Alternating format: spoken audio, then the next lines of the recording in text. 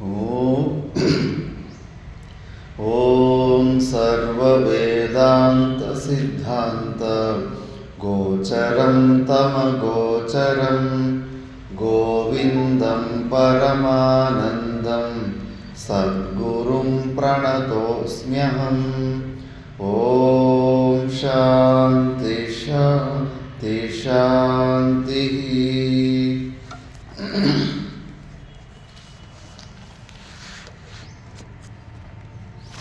ಮುನ್ನೂರ 70ರಿಂದ 380.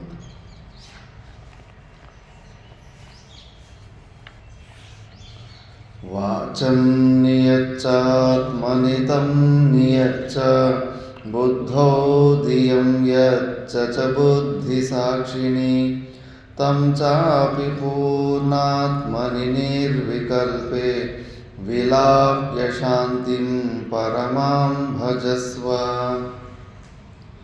देह प्राणेन्द्रिय मनो बुद्ध्यादिविरूपादिभिः यैर्वृत्ते समायोगः तत्तद्भावोऽस्य योगिनः तन्निवृत्त्या मुने सम्यक् सर्वोपरमणं सुखं सन्दृश्यते सदानन्द रसानुभवविप्लवः।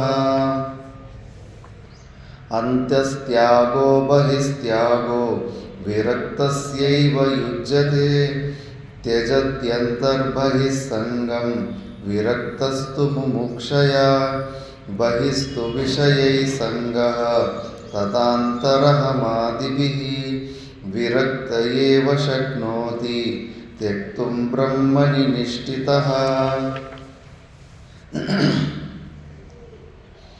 वैराग्यबोधौ पुरुषस्य पक्षिवत् पक्षो विजानीहि विचक्षणत्वं विमुक्तिसौधाग्रतलाधिरोहणं ताभ्यां विना नान्यतरेण सिद्ध्यति।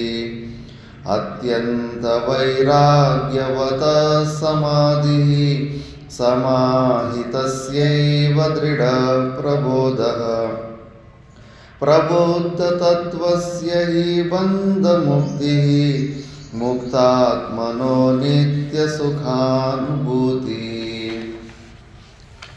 वैराग्यान्नपरं सुखस्य जनकं पश्यामि वश्यात्मनः तच्चेत् शुद्धतरात्मबोधसहितं स्वाराज्यसाम्राज्यधुक् एतद्वारमजस्रमुक्तियुवते यस्मात्त्वमस्मात्परं सर्वत्र स्पृहया सदात्मनि सदा प्रज्ञां कुरु श्रेयसे।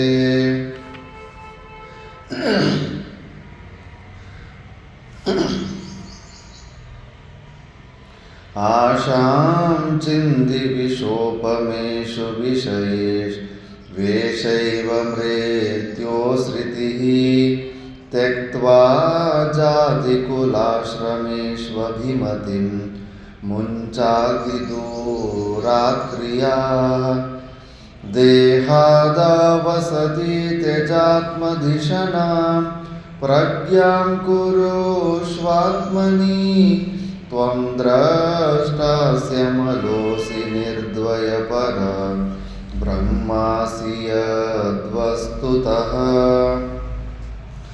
लक्ष्ये ब्रह्मणि मानसं दृढतरं संस्थाप्य बाह्येन्द्रियं स्वस्थाने विनिवेश्य निश्चलतनुः चोपेक्षदेहस्थितिं ब्रह्मात्मैक्यमुपेत्य तन्मयतया चाखण्डवृत्त्यानिशं ब्रह्मानन्दरसं पिबात्मनि मुदा शून्यैकिमन्यैर्भ्रमैः अनात्मचिन्तनं त्यक्त्वा कश्मलं दुःखकारणं चिन्तयात्मानमानन्दरूपं यन्मुक्तिकारणं ఇక్కడి వరకు మనం విచారణ చేసుకున్నాము. అనాత్మ చింతనలను వదిలిపెట్టేయాలి. మన స్వరూపము తప్పితే, మన నిజమైన స్వభావము తప్పితే, సాక్షి రూపమైన చైతన్యము తప్పితే మిగతాదంతా కూడా అనాత్మ. అనాత్మ వస్తువుని ఎట్లా గుర్తుపెట్టాలంటే జ్ఞానవత్వం, దృశ్యత్వం. దేని గురించైనా మనకు జ్ఞానం కలిగింది అంటే గన ఆ వస్తువు మిథ్య. బుద్ధి, మనసు, ఇంద్రియాల ద్వారా దేని గురించైనా మనకు జ్ఞానం కలిగిందంటే గన అది దృశ్య కోటికి వచ్చేస్తుంది. దీని మైకు జ్ఞానం మనకు కలుగుతుంది కాబట్టి మైకు మనకన్నా వేరుగా ఉంటుంది. మనము సబ్జెక్టు, అది ఆబ్జెక్టు. మనము విషయాన్ని తెలుసుకునే వాళ్ళము, అది విషయము అని. నువ్వు దేని గురించి తెలుసుకున్నా కూడా, ఎలాంటి అనుభూతి అయినా కూడా ప్రతిదీ కూడా అనాత్మ కోటిలోకి వస్తుంటుంది. యద్యదృశ్యం తత్తద్ అనిత్యం. ఏదైతే దృశ్య వస్తువు ఉంటుందో అది అంతా అనిత్యము. దానికి పుట్టుకుంటుంది, సాగు ఉంటుంది. కాబట్టి అదంతా మొత్తం అనాత్మనే. అందుకే మన స్వరూపము తప్పితే మిగతా వస్తువులన్నీ కూడా అనాత్మ వస్తువులే. మనం పట్టుకొని ఏలాడుతున్న మనసు బుద్ధులు కూడా అనాత్మ వస్తువులే. ఎందుకంటే ఆ మనసు బుద్ధులు జ్ఞానం కూడా మనకు కలుగుతూ ఉంది. నా మనసు బాగలేదు, నా మనసు బాగుంది, నా బుద్ధిలో నేను ఇప్పుడు ఇది ఆలోచిస్తున్నాను, నా బుద్ధిలో అప్పుడే అలా ఆలోచిస్తుంటే మనసు బుద్ధులు, వాటిలో జరిగే వృత్తులు, వాటిని కూడా మనం తెలుసుకుంటున్నాం. కాబట్టి మనం సబ్జెక్టు, అది ఆబ్జెక్టు. అవి విషయాలు, ఆ విషయాన్ని తెలుసుకున్న వాళ్ళు మనం. కాబట్టి ఇంకా అది మిథ్య అయిపోతుంది. మరి ఇంకా మన స్వరూపము తప్పితే ప్రతి ఒక్క వస్తువు కూడా అనాత్మ వస్తువుని మెల్లమెల్లగా అలవాటు చేసుకోవాలి. కళ్ళు మూసుకొని మంచిగా మన సాక్షి చైతన్యం వైపు బుద్ధిని తిప్పి అలా పెట్టుకుంటూ ఉండాలి. దాని తప్పి మిగతా దాని గురించి దేని గురించైనా కొద్దిగా కూడా ఆలోచింటే అది అనాత్మ వస్తూనే ఉంటుంది. అనాత్మ చింతనలను వదిలిపెట్టాలంటే మనం ఆత్మచింతనను పట్టుకోవాలి. ఆత్మ గురించినే ఆలోచన చేస్తూ ఉండాలి. కొద్ది రోజులు కష్టమవుతుంది, అలవాటు లేదు. ఇప్పుడు ఈ మనసులో ఇరుక్కుపోయాం కాబట్టి ఆ ప్రయత్నాలు చేయాల్సి వస్తూ ఉంటుంది. ఆ మనసు బుద్ధులు కూడా అతీతంగా సాక్షిభావంలోకి వెళ్ళిపోతే కన్నా ఆ ప్రయత్నం చేయాల్సిన అవసరం లేదు. ఇప్పుడు జనక మహారాజు నది ఒడ్డులో కూర్చొని సోహం సోహం సోహం అంటే ఆ పరమాత్మ స్వరూపాన్ని నేనే అయినానని ఆ సోహం మంత్రం అర్థం. సోహం సోహం అంటే నేను బ్రహ్మే అయి ఉన్నాను, బ్రహ్మే అయినానని గట్టిగా ఉచ్చారణ చేసుకుని మంత్రజపంలాగా ధ్యానం చేసుకుంటూ ఉంటాడు. పక్కలో అష్టావక్ర ఋషి వచ్చేసి నేను మనిషి, నేను మనిషి, నేను మనిషి అని అంటూ ఉంటాడు. గట్టిగా అరుస్తాడు. ఈయన ఎంత గట్టిగా అరిస్తే ఆయనకన్నా గట్టిగా ఈయన ఎక్కువ అరుస్తాడు. కోపం వచ్చేస్తుంది. నీకేమన్నా బుద్ధి ఉందా? నువ్వు మనిషి మనిషి అని, నువ్వు మనిషి అనే విషయం నీకు తెలియదా? దాన్ని మళ్ళీ మళ్ళీ ఎందుకు తెలుసుకోవాల్సిన అవసరం ఏమైనా ఉందా అని. మరి నువ్వు నిజంగానే బ్రహ్మస్వరూపుడు అయితే కనుక దాన్ని నువ్వు చెప్పుకోవాల్సిన అవసరం ఏముంది? నేను బ్రహ్మని, నేను బ్రహ్మని అని ప్రయత్నాలు చెప్పుకోవడం ఎందుకు? బుద్ధిలో ప్రయత్నంగా దాన్ని తెలుసుకోవాల్సిన అవసరం ఎందుకు వచ్చింది అంటే నువ్వు తెలుసుకునే విధానంలో సరిగ్గా తెలుసుకోలేదు. నేను మనిషిని అన్న దృఢ నిశ్చయం ఎట్లా ఉంది? తప్పుడు నిర్ణయం అయినప్పటికీ నేను జీవుని, నేను మనిషిని అన్నది చాలా స్ట్రాంగ్గా నిర్ణయం అయిపోయింది.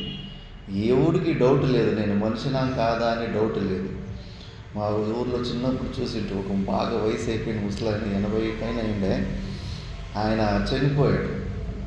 చనిపోతే కన్నా ఇంకా గొంతులో పుడుగునికి అంతా తీసుకుని వెళ్ళిపోయారు. ఇంకే పూడడానికి ఇంకొక అరగంట ముందు సమయంలో అక్కడ తీసుకెళ్ళిపోయారు ఇక శ్మశానానికి. అక్కడ చేతులు కాళ్ళు కొద్దిగా కదిలినాయి. అయ్యో ఈయన బతికేవాడని చెప్పేసి మళ్ళీ హాస్పిటల్కి తీసుకెళ్ళిపోతే మళ్ళీ కొద్దిగా ట్రీట్మెంట్, గ్లూకోజ్ అవి ఇవన్నీ ఎక్కించిన తర్వాత స్పృహకు వచ్చిండు. అంతా మర్చిపోయిండు. సొంత కొడుకుల్ని, మనముల్ని, కనిపించిన వాళ్ళంతా నువ్వెవరు, అడిగిన వాళ్ళకు 10 సార్లు 20 సార్లు కొడుకు కూతురు నువ్వెవరు అని అడుగుతానే ఉన్నాడు. ఒక వారం 10 రోజుల తర్వాత మళ్ళీ నార్మల్ స్టేజ్కి వచ్చాడు. నార్మల్ స్టేజ్కి వస్తే మనముళ్ళు అంతా ఉండరి. తాత నిజంగానే మమ్మల్ని అంతా మర్చిపోయాడు అంటే, అవును అంతా మర్చిపోయింది, మరి ఏమేమి మర్చిపోయింది? కనీసం మేము మనుషులమని అన్న. అవును మీరందరూ మనుషులు అన్నది మాత్రం గుర్తుండే, నేను మనిషిని అన్నది మాత్రం గుర్తుండే. మళ్ళీ పోనీ నువ్వు మగవాడవా ఆడవా ఆడదపాడువా, ఇది కరెక్ట్ లేదు. నేను మగవాడు అన్నది కూడా గుర్తుకున్నాడు. నేను మగవాడిని, నేను మనిషిని అని ఎదురుగా నాతో మాట్లాడుతున్న వాళ్ళు కూడా మనుషులు అన్నది గుర్తుందంట. మరి మిగతావన్నీ మర్చిపోయాడు. ఇవి రెండు ఎందుకు మర్చిపోలేదు? నేను మనిషిని, నేను మగవాడిని అంటే అలవాటు. గట్టి నిర్ణయం చేసుకున్నాం. అనాది కాలం నుంచి అలవాటు స్ట్రాంగ్గా ఉన్నప్పుడు నిర్ణయము అది అంత తొందరగా మర్చిపోము. ఏదన్నా శ్లోకాలు కానీ ఏదన్నా కానీ బాగా కంఠస్థం చేసి ఉంటే కన్నా జీవితాంతం మర్చిపోము. కొన్ని భజగోవిందంలో శ్లోకాలు ఉన్నాయి, అవి ఎప్పటికీ ఇంకా సచ్చే వరకు మర్చిపోవు. ఎందుకంటే బాగా రిపీట్ చేశాను కాబట్టి. మరి అంత స్ట్రాంగ్గా నేను మనిషి జీవుడు అని నిర్ణయం అయిపోయింది. అలాగే దేహాత్మ జ్ఞానవత్ యజ్ఞానం ఆత్మని యావత్ భవేత్ నేర్చిన్నపి నా ముచ్చతి. నేను ఈ శరీరము, నేను ఈ మనిషి అన్న జ్ఞానం ఎంత దృఢంగా ఉందో అంతే దృఢమైన జ్ఞానం నేను సచ్చిదానంద స్వరూపుని బ్రహ్ముని అని ఏ రోజు దృఢంగా అయిపోతుందో అప్పుడు నువ్వు మోక్షం వద్దనుకున్న కూడా వచ్చేస్తుంది.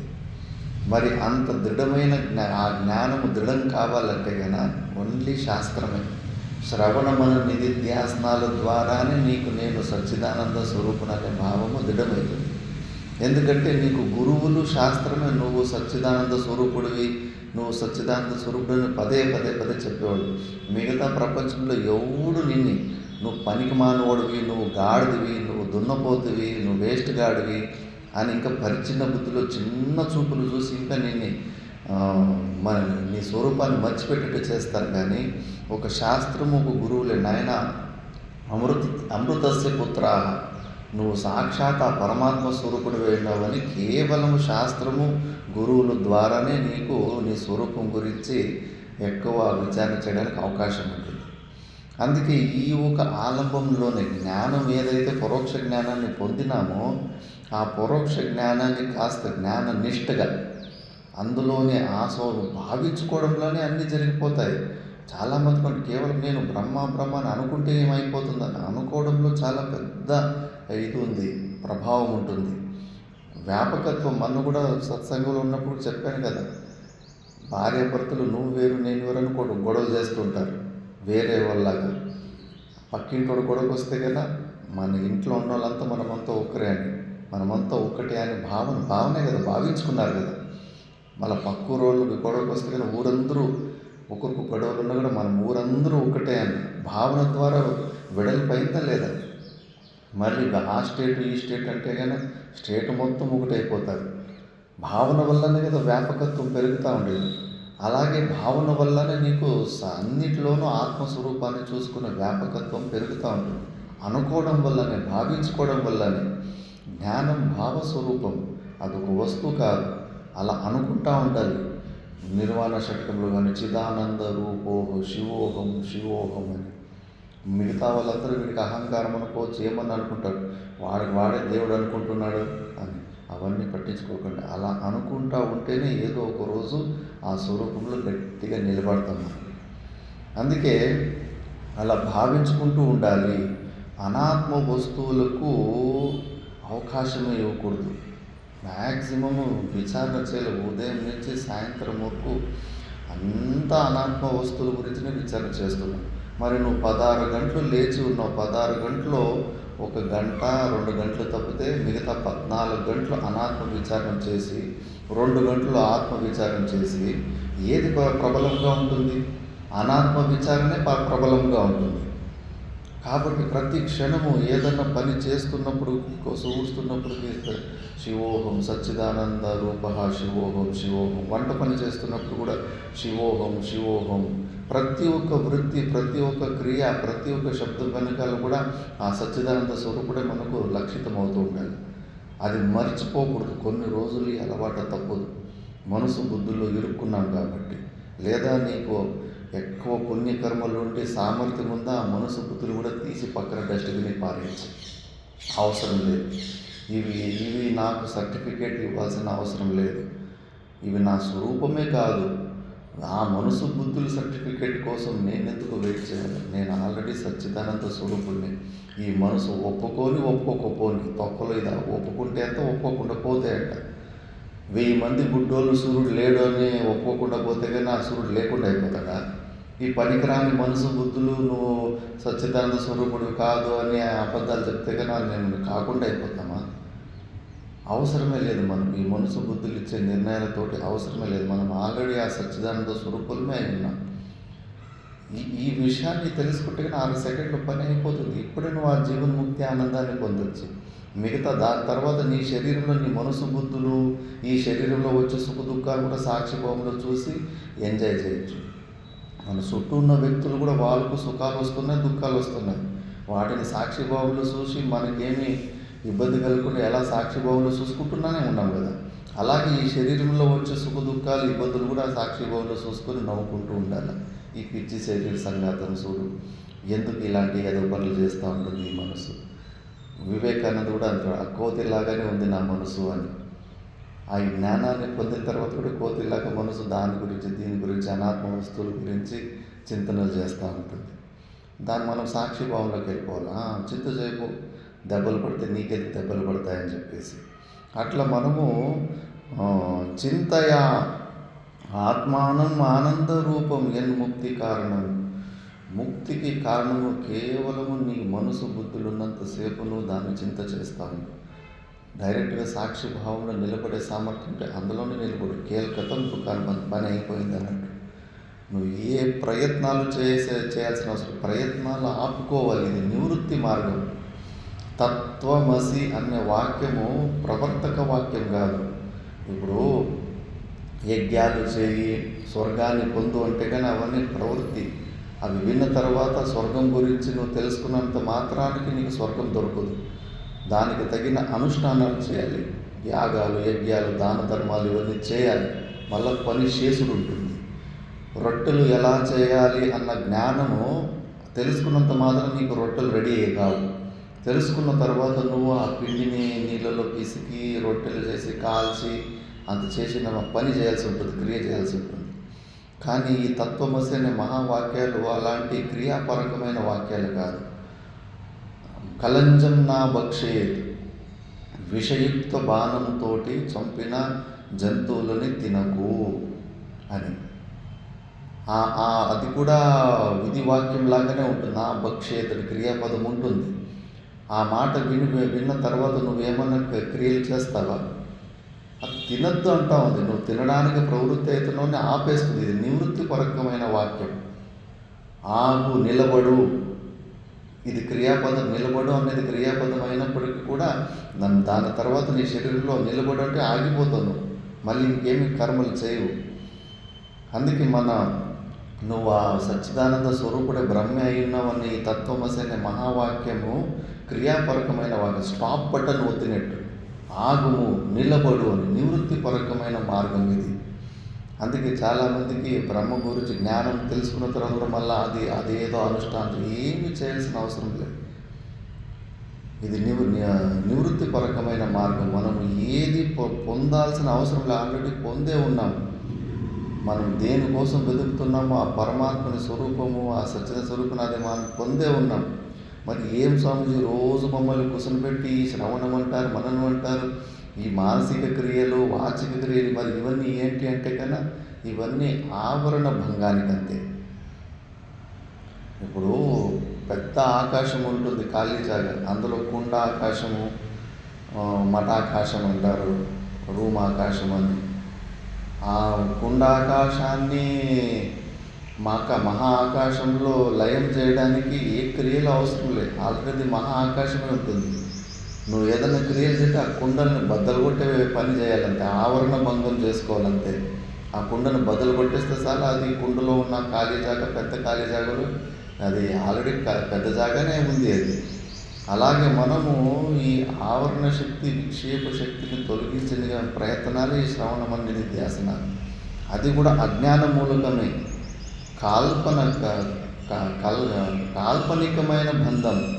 మనము జీవుడిలాగా బంధము వాస్తవికం కాదు, ఊహించుకున్న బంధం, కల్పితమైన బంధం. ఇది వాస్తవికమైన బంధం కూడా కాదు, కల్పితమైన బంధం. భ్రాంతిలో ఉన్నాం కాబట్టి ద్రవిడ ప్రాణాయామం చేయమని శాస్త్రం చెప్తా ఉంది. మరి వేరే మార్గం లేదు. ఉన్న సత్యాన్ని డైరెక్ట్గా చెప్తే స్వీకరించేంత సామర్థ్యం లేదు. నువ్వు సచ్చిదానంద స్వరూపుడే ఉన్నావు నాయన. నువ్వు జీవుడు కాదు, జీవుడిలాగా నీకు భ్రాంతి కలుగుతుందంటే కన్నా ఆ సత్యాన్ని గ్రహించి నిర్వికల్ప సమాధి స్థితికి పోలేకపోతున్నాను. ఎంతమంది గురువులకి భారతదేశంలోని ఎక్కువ ఉపదేశాలు అవసరమే లేదు. పూర్వజన్మలో మంచి సాధనలు చేసుకుంటారు. గురువు దగ్గర ఒక్క మంత్రంతో అయిపోయింది, సమాధి స్థితికి వెళ్ళిపోయారు. రమణ మహర్షి ఏ గురువు దగ్గరికి పోయాడు, ఏ శాస్త్రం చెప్పాడు? పూర్వజన్మల్లో చేసిన సాధనలే దానికి అంతే. కొద్దిగా వినటం వల్ల అలా కూర్చోగలిగాడు. మనం ఎందుకు కూర్చోగలగలేకపోతున్నాం? ఆ 12 సంవత్సరాల వయసులో రమణ మహర్షికి మనకెందుకు 12 సంవత్సరాల వయసులో అలాంటి ఇల్లు వదిలిపెట్టేసి భగవంతుని పొందాలి అనే కోరికలు ఎందుకు పుట్టలేదు? మళ్ళీ పాపం మూట. మనం చేసిన పాపాల వల్ల మనసు బహిర్ముఖంగానే ఉంటుంది. కాబట్టి ఇవన్నీ మనసులో మన అంతఃకరణ మలినతల వల్ల ఉన్న సత్యాన్ని గ్రహించలేకపోతున్నాం. మరి ఇంకా డైరెక్ట్గా షార్ట్ కట్లు అందరికీ ఇష్టమే. శాస్త్రం ఏది దాచిపెడదు. ఏదో మిగతా వాళ్ళు రహస్యంగా అన్ని పనులు చేయించుకొని సాకరీలు చేయించుకొని లాస్ట్లో ఏదో డబ్బులో ఏదో ఫలం ఇచ్చినట్లు కాదు శాస్త్రం. ఏది దాచిపెట్టదు. నువ్వు చాలా తొందరగా మోక్షం కావాలంటే మరి ఇదే చూడు, తత్వమసి. కూర్చోయిన నిర్వికల్ప సమాధి స్థితిలో ఏముంది? కూర్చోలేకపోయినప్పుడు రెండో ఆప్షన్ ఏంటి? ఇదే మళ్ళీ శాస్త్రం, శ్రవణ మనన నిధిధ్యాసనం. సిద్ధ వస్తువులు ఉన్న వస్తువుని నువ్వు ఉంది అని స్వీకరించేంత సామర్థ్యం లేనప్పుడు, నా దగ్గర లేదు అనే భావంలో ఉన్నప్పుడు మరి పొందడానికి ప్రయత్నం చేయి. అప్పుడు సాధనలు వస్తాయి. ఆల్రెడీ మన దగ్గర ఉన్న సచ్చిదానంద స్వరూపుని లేడు, నేను ఆనంద స్వరూపుని కాదు, నా దగ్గర ఆనందం లేదు అని అనుకుంటున్నాను. కాబట్టి మరి ఆనందం పొందు. మరి లేని ఆనందాన్ని పొందాలంటే కానీ మరి సాధనలు స్టార్ట్ అయ్యాయి. శ్రవణ మనన నిధిధ్యాసనలు, నిష్కామ కర్మయోగము, భక్తి, జ్ఞాన విచారం, ఇవన్నీ చేయాల్సి వస్తుంది. కళ్ళద్దాలు టేబుల్ మీదనే ఉన్నాయి. నా దగ్గర కళ్ళద్దాలు లేవు అని ఉండి కూడా లేవు అని అనుకుంటే కన్నా పని పెరుగుతుంది. మళ్ళీ ఎదుకు సెల్ఫ్లో ఎదుకు, బాత్రూంలో ఎదుకు, అక్కడెక్కడ చెట్టు కింద పెట్టే చెట్టు అక్కడ ఎదుకు, ఇక్కడ ఎదుకు, వాళ్ళతో గొడవడు, భార్యతో గొడవడు, కొడుకుతో గొడవడు, నేను ఇక్కడే పెట్టింటి, మీరే అక్కడ తీసేసి ఉంటారు, అక్కడ పెట్టేసి ఉంటారని అంత లొల్లి, పెద్ద పని. కళ్ళద్దాలు ఉండి కూడా లేదు అని అనుకోవడం వల్ల అంత పని పెరుగుతుంది. నువ్వు సచ్చిదానంద స్వరూపుడివి అని శాస్త్రం చెబుతా ఉంది. చెబితే కూడా నా దగ్గర లేదు, అది ఆనందంగా లేదు అనుకుంటే మాత్రం పని పెరుగుతుంది. ఉన్న సత్యాన్ని స్వీకరించేసి అన్నీ బంద్ చేసుకుంటే కానీ, మండికేసుకొని కూర్చుంటే కానీ పని అయిపోతుంది. ఆ అలవాటు లేదా ఒక స్ట్రాంగ్ స్టెప్ ఒకటి బాకీ ఉంటుంది. ఆ స్టెప్ వేయడానికి భయపడుతున్నాం. అలవాటు లేదు. నిర్వికల్ప సమాధి స్థితికి పోయాలి. ఎందుకంటే ప్రతి జన్మలో కూడా ఈ ప్రాణం కాపాడుకునే ప్రయత్నాల్లోనే జీవితం గడిపాం. కానీ వద్దు, ఈ శరీరం వద్దు, ఈ ప్రాణం వద్దు, తొక్క శరీరం పోతే ఎంత ఉంటే ఎంత, అలాంటి తెగింపు ప్రయత్నాలు చేయలేదు మనం. కాబట్టి ఇంకా మనకి ఇప్పుడు ఈ ద్రవిడ ప్రాణాయామం, ఉన్న వస్తువుని లేదు అని అనుకొని, అందుకే ఇవన్నీ శాస్త్రం కూడా ఎవరికి? జ్ఞాని కోసం శాస్త్రం కాదు, అజ్ఞాని కోసమే. మరి అజ్ఞాని అంటే కనుక మూలం అజ్ఞానమే ఉంటుంది. సర్వే శాస్త్రాన్ని విధి ప్రతిషేధ ముఖాన్ని మోక్షపరాన్ని అపి అవిద్య ఆఖ్యం అని బ్రహ్మసూత్రాలు చెప్తారు. వేదాలు కూడా అజ్ఞాన ఫీల్డ్లోనే ఆపరేట్ అవుతున్నాయి. అజ్ఞానం ఉన్న ఫీల్డ్లోనే ఆపరేట్ అవుతున్నాయి. మనకు వేదం కూడా మిథ్య అయినప్పుడు మరి అలాంటి మిథ్యా వస్తువు నుంచి మనకి సత్యమైన పరమాత్ముడు ఎట్లా దొరుకుతాడు అంటే కనుక దొరుకుతాడు. స్వప్నంలో సింహము, భూత ప్రేతాలు అవి మిథ్యానే కదా, లేనివే కదా. మనం ఊహించుకొని కళల్లో అవి ఊహించుకొని అవి ఉత్పన్నమైనవే కదా. మరి ఆ మిథ్యా పదార్థాలైనప్పటికీ స్వప్నంలో కనిపించిన సింహం, ప్రేతాత్మలు ఆ స్వప్న అవస్థ నుంచి మనల్ని జాగ్రత్త అవస్థకు, పై అవస్థకు లేపుతాయి లేదా? అలాగే ఈ వేదము శాస్త్రము కూడా మనల్ని అలాగే మనం ఈ అవస్థ నుంచి పై అవస్థకు లేపుతాయి, మిథ్య అయినప్పటికీ కూడా. ఇప్పుడు గాడిలో 2 వీలర్లో అద్దం ఉంటుంది. అద్దంలో వెనకాల చూస్తే కానీ వెనక ఉన్న బండి మన గాడికి వచ్చి గుద్దేసినట్టే కనిపిస్తాయి. వెనకాల టచ్ అయిపోయినట్టు, దగ్గరలోనే ఉన్నట్టు. కానీ దాని వెనకాల 10 ఫీట్లు డిస్టెన్స్ ఉంటుంది.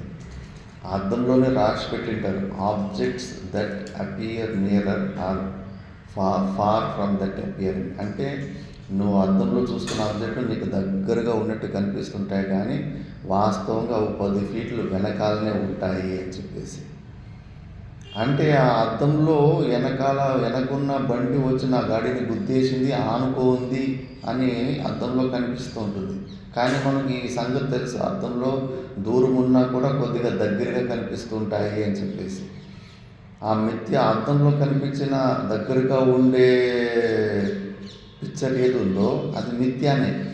ఆ మిథ్యా పిక్చర్ ద్వారా కూడా మనకు లేదు, నా గాడి వెనకాల ఇంకా 10 ఫీట్ల దూరంలోనే వెనకాల ఉన్న గాడి ఉంది అన్న సత్యమైన జ్ఞానం కలిగిందా లేదా? అట్లా మిథ్యా వస్తువులు కూడా సత్యం జ్ఞానము చేపిస్తాయి, దానికి సామర్థ్యం ఉంటుంది. అలాగా మనకు ఈ శాస్త్రం ఇవన్నీ కూడా స్వప్న సింహంలాగా, గురువులు కూడా అంతే.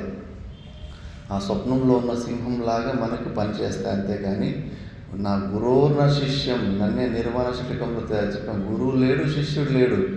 గురువు ఎక్కడ సత్యమవుతాడు? ఉన్నది నువ్వే, సచ్చిదానంద స్వరూపుడివి, నువ్వు ఒక్కడివే ఉన్నావు. నీలోనే నీ ఒక అధిష్టానంలోనే ఒక శరీరం గురువులాగా కనిపిస్తూ ఉంది. నువ్వు శిష్యుడిలాగా ఒక శరీరాన్ని తీసుకొని అక్కడ నా స్వప్నంలో నేను చూశాను. నా స్వప్నంలోనే మా గురువులు నాకు స్వప్నంలోనే సన్యాసి దీక్ష ఇచ్చారు. ఆ గురువుని ఎవరు సృష్టించుకున్నారు? నేనే కదా. నా స్వప్నంలో ఉన్న గురువుని సృష్టించుకుంది నేనే కదా స్వప్నంలో. అక్కడ మళ్ళీ నేను శిష్యుడిగా గురువుని నేనే సృష్టించుకున్నాను, శిష్యుని నేనే. నాదు శరీరం తీసుకొని అక్కడ సన్యాస దీక్ష, స్వప్నంలోనే సన్యాస దీక్ష తీసుకున్నాను. అంతా ఒకటే కదా, నా అధిష్టానంలో ఇవన్నీ ఉన్నాయి కదా. ఈ ప్రపంచంలో ఉన్న ప్రతి ఒక్క వస్తువు కూడా అంతే. శంకరాచార్యులు భగవాను నిర్వాణ శతకం చెప్పారు. మళ్ళీ ఇక్కడ ఈ భావంలో గురువులు కూడా నాకన్నా భిన్నంగా చూసే అలవాట్లు ఇరుక్కుపోతాం. మీ సకల ప్రపంచానంతా ఒకటే అనే భావం చేసుకుని మళ్ళీ గురు భావం వచ్చేసరికి భేద బుద్ధి తెచ్చుకుంటాం. అందుకే అది కూడా తెచ్చుకోవద్దని చెప్పేసి, నా గురోర్న శిష్య చిదానంద రూప శివోహం శివోహం, అంత ఉన్నది ఒకటే స్వరూపము, ఇవన్నీ కూడా కల్పితమే అని మళ్ళీ మళ్ళీ శాస్త్రం చెబుతానే ఉంటుంది. అందుకే నెక్స్ట్ చింతన ప్రకారం ఉపదిశ్యతి ఏషైతే, ఎలా చింతన చేయాలి? రిపిటేషన్ అయినప్పుడు కూడా అదే విషయాన్ని మళ్ళీ మళ్ళీ మళ్ళీ మళ్ళీ నెమరు వేసుకుంటూనే ఉండాలి. ధియం యచ్చచ బుద్ధి సాక్షిని అని ముందు ఏమొచ్చిందో దాన్నే ఇప్పుడు స్పష్టంగా చెప్తారు, మన స్వరూపం ఎలాంటిది అని. ఏష స్వయం జ్యోతిరశేష సాక్షి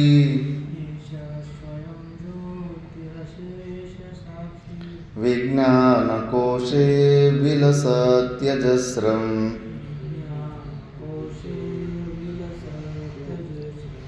లక్ష్యం విదాయై నమసద్విలక్షణం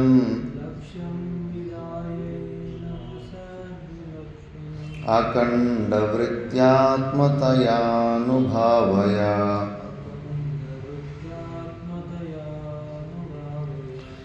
ఏష స్వయం జ్యోతిరశేష సాక్షి విజ్ఞానకోశే విలసత్యజస్రం లక్ష్యం విదాయై నమసద్విలక్షణం అఖండ వృత్యాత్మతయానుభావయ.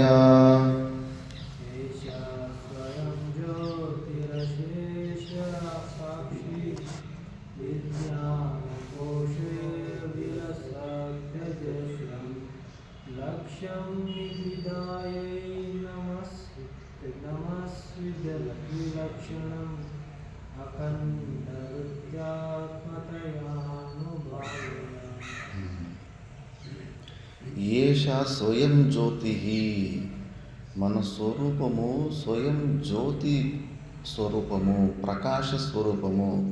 ప్రకాశం ఏం పని చేస్తుంది?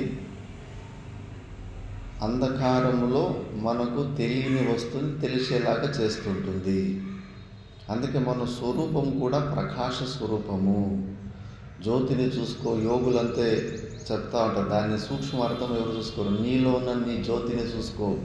నీలోనే జ్యోతిని చూసుకుంటే గురువు మధ్యలో ఏదో ఒకటి ఎర్రటి చుక్కలాగా ఊహించుకొని నాకు ఎర్రటి చుక్క కనిపిస్తుంది, ఎర్రటి జ్యోతి కనిపిస్తుందని మళ్ళా భ్రాంతిలో మళ్ళా మాయలో పడతారు. నాయన కనిపించిన ఎర్రటి జ్యోతి నువ్వు కాదు, ఆ జ్యోతిని కూడా నువ్వే ఆ జ్యోతిని కూడా చూసినప్పుడు ఉన్నాడు కదా లోపల, అది నువ్వు. అందుకే దాన్నే భాష్యకార భగవానులు బృహదారణ్యక ఉపనిషత్తులో జ్యోతిర్బ్రాహ్మణం అని వస్తుంది. మన ఆత్మస్వరూపము ఆ లైట్ లాగా ప్రకాశ స్వరూపము. ప్రకాశ స్వరూపం అంటే దానికి అన్నీ తెలుస్తుంటాయి, కానీ దాన్ని తెలిసిన విషయాన్ని వ్యక్తం చేసుకోవడానికి మనసు, బుద్ధులు, ఇంద్రియాలు, ఈ శరీరం ఉంటే అది వ్యక్తం చేసుకోగలుగుతుంది. ఇప్పుడు మంచి లేఖకుడు ఉంటాడు, కథలు రాసేవాడు, వాడికి పేపరు పెన్ ఇకపోతే కన్నా వాడి టాలెంట్ని ఎట్లా చూపించుకోగలుగుతాడు? చూపించుకోలేడు. కానీ వాడిలో కథలు రాసే సామర్థ్యం ఉంటుందా లేదా? ఏం నారాయణ చైతన్యం ఉంటుంది, కథలు రాసే సామర్థ్యం ఉంటుంది, కానీ ఆ సామర్థ్యాన్ని వాడు బయట వాళ్ళందరికీ చూపించుకోవాలనుకుంటే కదా వాడికి పెన్ను, పేపర్ ఇవ్వాలి. అలాగే మనలో ఉన్న ఆత్మస్వరూపం, పరమానంద స్వరూపుడు అన్ని సామర్థ్యాలు, ప్రపంచంలో అన్ని వస్తువుల్ని చూసే అంత సామర్థ్యం ఉంటుంది, కానీ ఆ సామర్థ్యాన్ని వ్యక్తం చేయాలంటే మాత్రం మనసు, బుద్ధులు, ఇంద్రియాలు ఉండాలి. సుషుప్తి అవస్థలో స్వప్నాలు రాలేదన్న విషయం తెలుసుకున్నాడా లేడా మన స్వరూపం? కానీ అప్పుడు వ్యక్తం చేసుకోలేం. కానీ నిద్ర లేచిన తర్వాత మనసు, బుద్ధులు మళ్ళీ మనకు వాపసు వచ్చిన తర్వాత అప్పుడు నేను పడుకోండి, ఆనందంగా ఉంటే నాకు స్వప్నాలు ఏమీ రాలేదు అని వ్యక్తం చేస్తాడు. అలాగే మన లోపల ఉన్న ఆత్మస్వరూపము జ్యోతి స్వరూపము, ప్రకాశ స్వరూపము. శివరాత్రి, నవరాత్రి, వసంతరాత్రులు అంత రాత్రుల్లోనే, ఎందుకంటే ఈ ఒక జ్ఞానాన్ని తెలపడానికి. అమావాస్య రోజు బాగా అంధకారం ఉన్న రోజు శివుడు జ్యోతి ప్రకాశ రూపంలో ఎందుకు ఉద్భవించాడు అంటే అంధకారానికి అజ్ఞానానికి రెండు తులన ఉంది, పోలికలు ఉన్నాయి. అంధకారం కూడా భయము ద్వారా దుఃఖాన్ని ఇస్తుంది. అంధకారం వల్ల భయం ఉత్పన్నమైన భయంతో మనకు దుఃఖం కలుగుతూ ఉంటుంది. అంధకారంలో పాము ఉందో, తేలుందో, గొంతుందో తెలియదు. అజ్ఞానం కూడా భయాన్ని ఉత్పన్నం చేస్తుంది. ఆ భయం ద్వారా మనకు దుఃఖం వస్తుంటుంది. అయ్యో రేపెట్లో, ఎల్లుండెట్లో, వయసు అయిపోతే నన్ను ఎవరు చూసుకుంటారు, చచ్చిపోయిన తర్వాత నేను ఎక్కడ పోతాను, ఈ శరీరానికి రోగాలు వస్తే ఎట్లా చూపించుకోవాలి, ఎన్ని ప్రకారాలు అడుగడుగున భయపడుతూనే ఉంటాం శరీరం ద్వారా, అజ్ఞానం ఉన్నంతసేపు.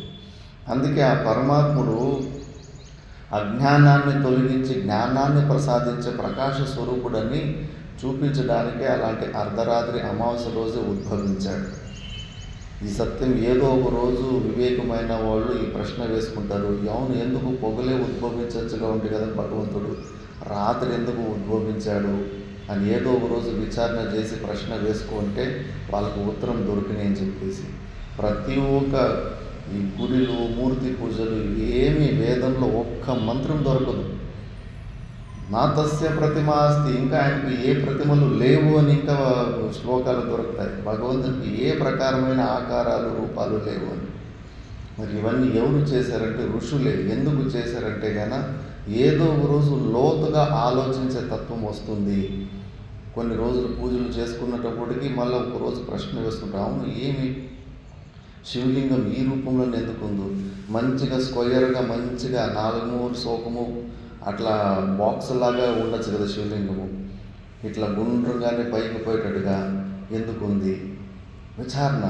శివలింగం ఒక చిన్న బాక్స్ లాగా కూడా ఉండొచ్చు కదా, రెక్టాంగిల్ షేప్లోనో, స్క్వేర్ షేప్లోనో, ఇలాంటి ఆకారంలోనే ఎందుకు ఉంది? దీంట్లో ఏం అర్థము, ఏమి చెప్పనీకి ప్రయత్నం చేస్తున్నారు? శివలింగం అంటే, లింగం అంటే ప్రతీకం, సింబల్ అని. స్త్రీలింగం అంటారు. స్త్రీలింగం అంటే స్త్రీలకు ప్రతీకము అని, స్తనకేశాది అని చెప్పేసి. మళ్ళా పుల్లింగం అంటే పురుషులకు ప్రతీకము అని.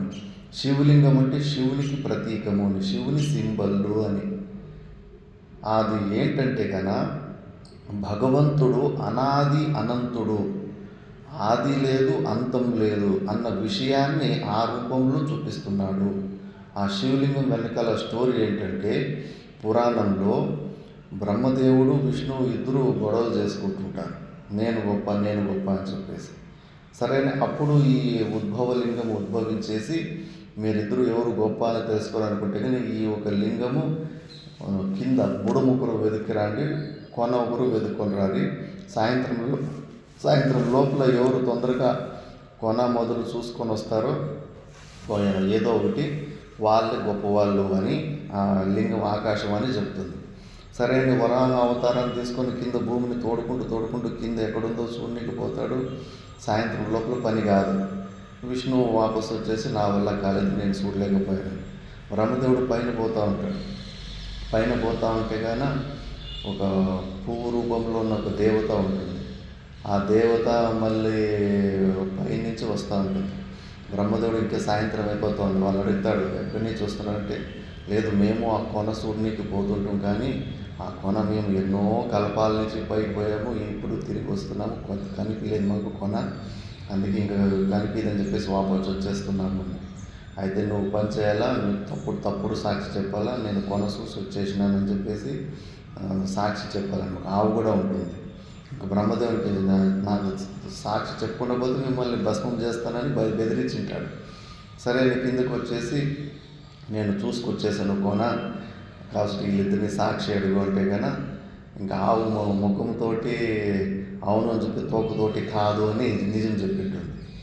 అందుకే శివునికి కోపం వచ్చేసింది, నువ్వు అబద్ధాలు చెప్తావని చెప్పేసి బ్రహ్మదేవుని నీకు భూలోకంలో అసలు పూజలే జరగవు. ఆ పువ్వు దాన్ని కేవడా అంటారు, మంగళ రేకు అంటారు, ఎల్లో కలర్ ఉంటుంది. ఇక్కడే లేవు అవి చెట్టు లెక్క వాడి ముళ్ళు ఉంటాయి దాని ఆకులు, దాని మధ్యలో ఉంటాయి. దాన్ని ఏమంటే తాటి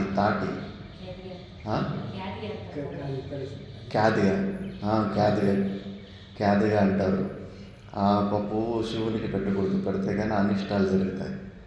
మళ్ళీ ఆవుకి ముందు పక్క ముఖంకి పూజ చేయకూడదు అంటారు, వెనకాల తోటే. మళ్ళీ ముఖంతోటి నువ్వు కలియుగంలో బిష్ట తింటావు అంటే కన్నా మలం మనుషుల మలం తింటావు. అందుకే ఆవులు తింటాయి బయట వదిలిపెట్టేస్తే కన్నా. ఓంకారేశ్వరంలో భూతుడి అమావాస్య అని ఒక అమావాస్య వస్తుంది. విపరీతం లక్షలాది మంది వచ్చేస్తారు అక్కడికి. అంతమందికి బాత్రూమ్ వ్యవస్థలు ఉండవు. అడవిలో ఎక్కడ పడితే అక్కడంతా బాత్రూమ్ చేసేసి ఉంటారు. మేము ఒక 15 రోజులు మా ఆవుల్ని బయటికే వదిలిపెట్టాం. ఎందుకంటే బయటకు వదిలిపెట్టేస్తే కన్నా వాళ్ళు వదిలిపెట్టిన మలం ఎండిపోయి ఉంటుంది, దాన్ని ఆవులు తింటాయి. ఆ కలియుగ శాపం విచిత్రం అంటే విచిత్రం. అంటే అప్పుడు మళ్ళా అలా జరిగింది. ఆ ఇన్సిడెంట్లో ఆ కథలో ఏమంటే భగవంతునికి ఆది అంతం లేనివాడు పరమాత్ముడు, అంటే నిత్యమైన వస్తువు, సచ్చిదానంద స్వరూపుడు అన్నది అట్లా ఆ కథ ప్రతీకంలోని ఈ శివలింగం. ఆ శివలింగముకి ముందు ఎందుకు ఇట్లా చూపుగా పెట్టారంటే కానీ ఇంక దీనికి ఎండ్ లేదు అని అర్థం. కింద కూడా తోడుకుంటూ పోతే దీనికి దొరకదు అని చెప్పేసి. ఈ సత్యాన్ని భగవంతుడు నిత్య స్వరూపుడు, ఆయనకు ఆది లేదు అంతం లేదు, ఆయన అజుడు, ఆయనకు పుట్టుక లేదు సావు లేదు అన్న విషయాన్ని ఒక సింబల్గా రూపంలో ఆ శివలింగాన్ని ఏదో ఒక రోజు విచారణ చేస్తే ఆ నిజమైన భగవంతుని తత్వం గురించి తెలుసుకుంటారని ఋషులు ఈ మూర్తి పూజలు ఈ శిష్టాన్ని ఇలా మనకు చేసుకుంటూ వచ్చారు. కానీ అంత లోతుగా పోయి అలవాటే లేదు. పైపైనే చేసుకుంటూ పోతూ ఉంటాం. ప్రశ్న వేసుకోవాలి, ఏంటి భగవంతుడు అంటే ఎవడు ఏంటి అని చెప్పేసి ఋషులన్నీ అక్కడక్కడ ఇలాంటి సింబల్లు పెట్టేసిపోయినారు. విచారణ చేస్తే మనకు దొరికిపోతుంది. మనది ప్రకాశ స్వరూపము, అది ఆ శివలింగము అమావాస్య రోజు ఉద్భవం అవుతుంది. ఎట్లా ప్రకాశ స్వరూపం అంటే శంకరాచార్యుల జ్యోతిర్బ్రాహ్మణంలో ఉన్నదాన్ని ఒక శ్లోకంలోనే చాలా స్పష్టంగా చెప్పేశారు. ఈ శ్లోకం ఎన్నోసార్లు రిపీట్ చేస్తూ ఉంటారు. ఒక్క శ్లోకం ఏకశ్లోకి అంటారు దీన్ని. నిజమైన అంతఃకరణ శుద్ధి ఉన్నోడైతే నీ ఒక్క శ్లోకం విన్నప్పుడే సైలెంట్గా కూర్చొని సమాధి స్థితికి వెళ్ళిపోతాడంట. ఆ శ్లోకం ఇదే: కిం జ్యోతిస్తవ భానుమానహనిమే రాత్రౌ ప్రదీపాదికం స్యాదేవం రవిదీపదర్శనవిదో